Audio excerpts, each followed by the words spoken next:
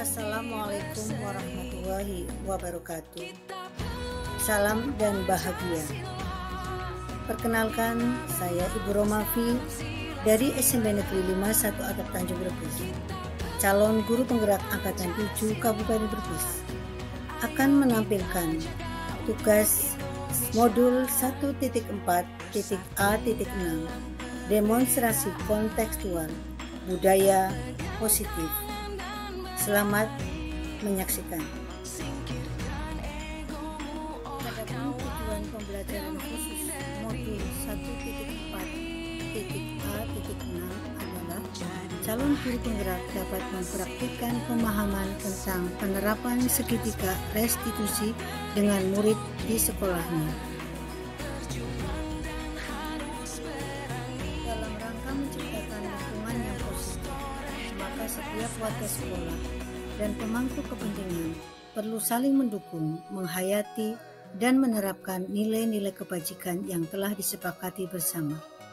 Untuk dapat menerapkan tujuan mulia tersebut, maka seorang pemimpin pembelajaran perlu berjiwa kepemimpinan sehingga dapat mengembangkan sekolah dengan baik agar terwujud suatu budaya sekolah yang positif sesuai dengan standar kompetensi pengelolaan yang telah ditetapkan.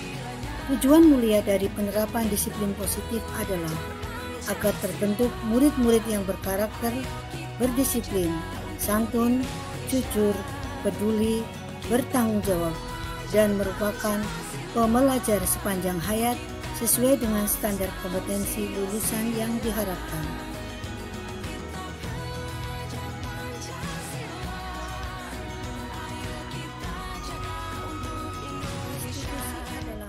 Menciptakan kondisi bagi murid untuk memperbaiki kesalahan mereka, sehingga mereka bisa kembali kepada kelompok mereka dengan karakter yang lebih kuat. Restitusi juga merupakan proses kolaboratif yang mengajarkan murid untuk mencari solusi untuk masalah mereka dan membantu murid berpikir tentang orang seperti apa yang mereka inginkan dan bagaimana mereka harus memperlakukan orang lain.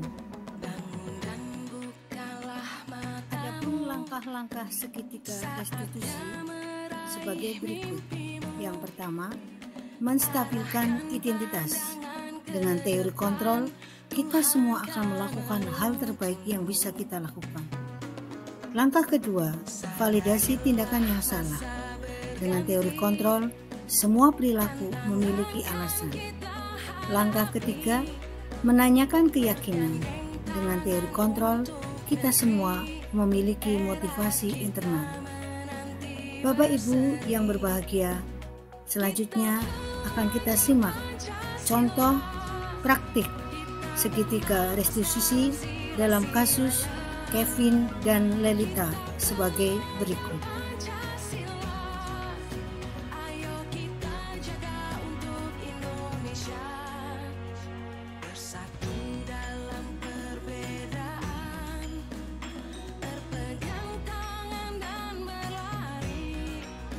Kevin, Ibu tadi mendengar laporan dari guru BK.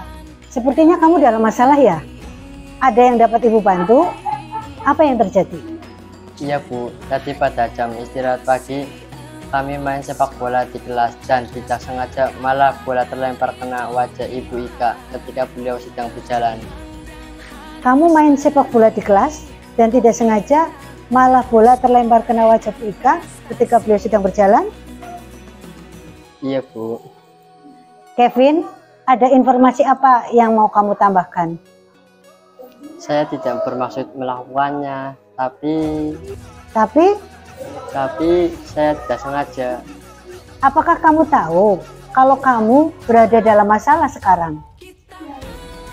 Iya. Baiklah, Ibu di sini bukan untuk mencari siapa yang salah. Ibu di sini untuk mencari penyelesaian bersama-sama. Berpikir bersama-sama tentang apa yang bisa kita lakukan untuk memperbaiki situasi ini. Kamu pasti melakukan itu ada alasannya ya? Pasti seru ya main sepak bola di kelas begitu? Iya Bu. Ya, Ibu bisa lihat, kamu merasa senang melakukannya. Tetapi yang kamu lakukan itu merugikan orang lain. Sehingga sekarang kamu dalam masalah. Iya, Bu. Sekarang mari kita bicara tentang keyakinan kelas dan keyakinan sekolah kita. Apa yang kita percaya, yang mana yang belum kamu tunjukkan? Kita harus bersikap baik satu sama lain. Terus, apa lagi? Menghormati orang lain dan menghormati diri sendiri. Kevin ingat dengan baik keyakinan kelas kita. Kita kembali pada ketika kalian main sepak bola di kelas dan mengenai Bu Ika. Apakah ketika melakukan itu kamu menghormati orang lain dan lingkungan? Tidak, Bu. Tapi kamu mendapatkan rasa senang. Menurut Ibu, ada cara untuk mendapatkan rasa senang tanpa merugikan orang lain. Bagaimana menurut kamu? Iya, Bu. Nah, sekarang mari kita selalu mengindahkan keyakinan kelas kita. Kamu bisa ke kelas kembali dan kamu bisa berperilaku lebih baik lagi. Baik, Bu. Terima kasih.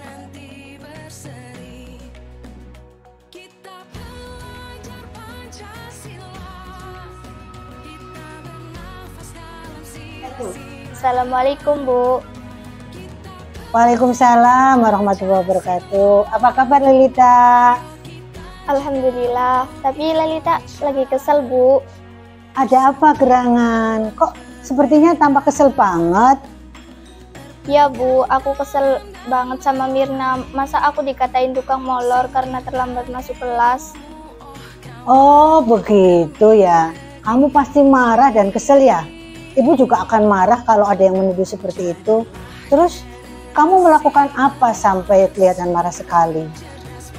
Ya, aku langsung balas dia dengan membentak-bentak dia di depan kelas, Bu. Oh, begitu. Kamu melakukan itu karena suatu alasan tertentu, bukan? Ya iyalah, Bu. Masa aku dikatain tukang molor? Nah, wajarlah. Kamu mempertahankan harga diri, itu sesuatu yang penting buat kamu. Untung kamu tidak bertindak lebih parah lagi, hanya membentak-bentak saja. Iya, Bu. Untung saya masih bersabar dan hanya membentak saja, padahal saya sudah gemes. Kalau saya seperti kamu, juga pasti akan membela diri.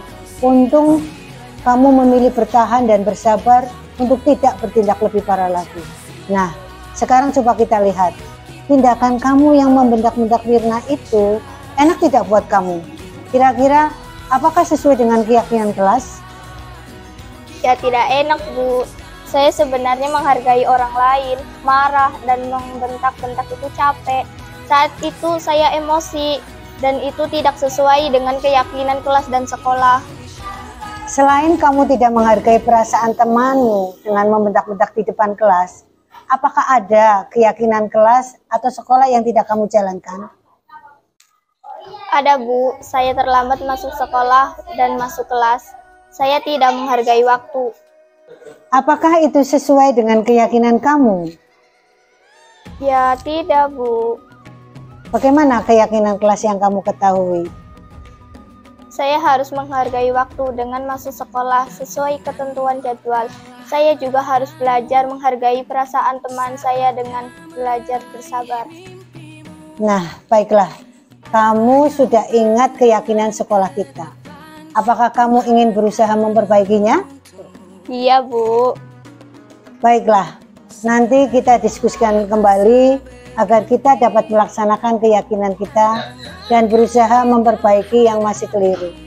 Kamu boleh masuk kelas sekarang. Terima kasih, Bu.